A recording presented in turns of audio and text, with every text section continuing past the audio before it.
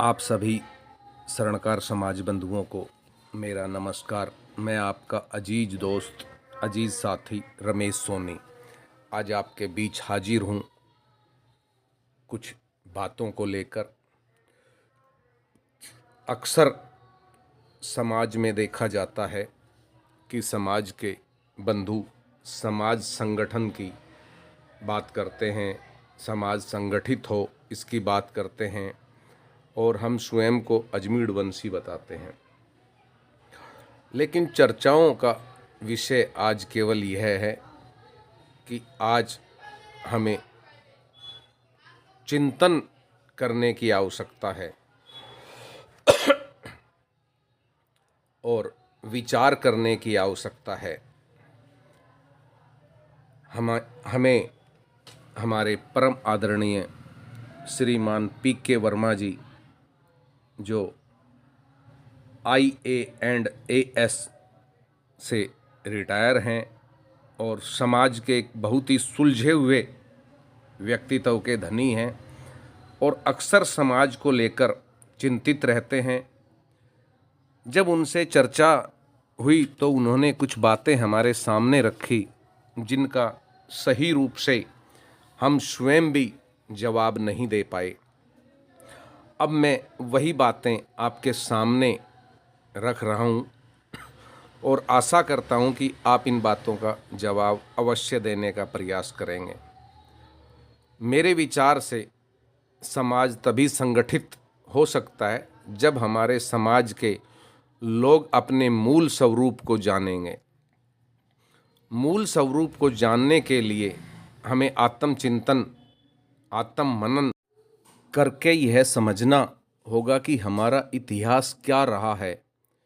मूल इतिहास को समझने के लिए नीचे दिए गए कुछ प्रश्नों के उत्तर जानना आवश्यक है, जिन्हें मैं आपके सामने मनन करने के लिए रख रहा हूँ। आशा है जिन समाज बंधुओं को इन प्रश्नों का उत्तर मालूम हो, कृपया वो हमें उत्तर देने का कष्ट करें। नंबर 1, सुनार जाति का मूल स्रोत क्या है?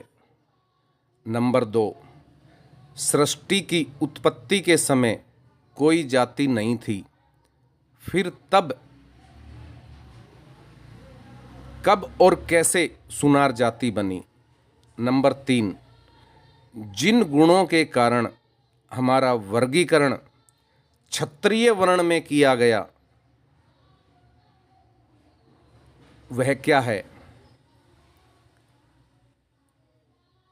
दोबारा मैं प्रश्न बोल रहा हूं, किन गुणों के कारण हमारा वर्गीकरण क्षत्रिय वर्ण में किया गया वह क्या है? नंबर 4, क्या वे गुण आज भी समाज के लोगों में हैं? नंबर 5, मनुस्मृति के अनुसार किसी भी प्रकार का व्यापार करने वाले लोगों को वैश्य वर्ण में रखा गया है। सुनार भी सोने का व्यापार करता है, फिर वह क्षत्रिय वर्ण में क्यों रखा गया? नंबर 5, अजमीढ़ जी चंद्रवंशी सम्राट थे, क्या उनसे पूर्व सूर्यवंशी सम्राटों के शासनकाल में सुनार नहीं थे? यदि थे तो वे कौन से वंश के थे? आपसे व समाज के बुद्धिजीवी जनों से इन प्रश्नों के उत्तर जानने की अपेक्षा रखते हैं हम, ताकि हमें यह ज्ञात हो सके कि हमारा मूल स्रोत क्या है और एक उचित जानकारी जिस भी समाज बंधु के पास है वह कृपया देने का कष्ट करें, ताकि यह जानकारी हम आपके माध्यम से प्राप्त करके अन्य समाज बंधुओं तक पहुंचाने का प्रयास कर सकें। हम अनेकों तरह की भांतियों की बातें सुनते हैं, लेकिन सही दृष्टि में कुछ भी फिट नहीं बैठ रहा है।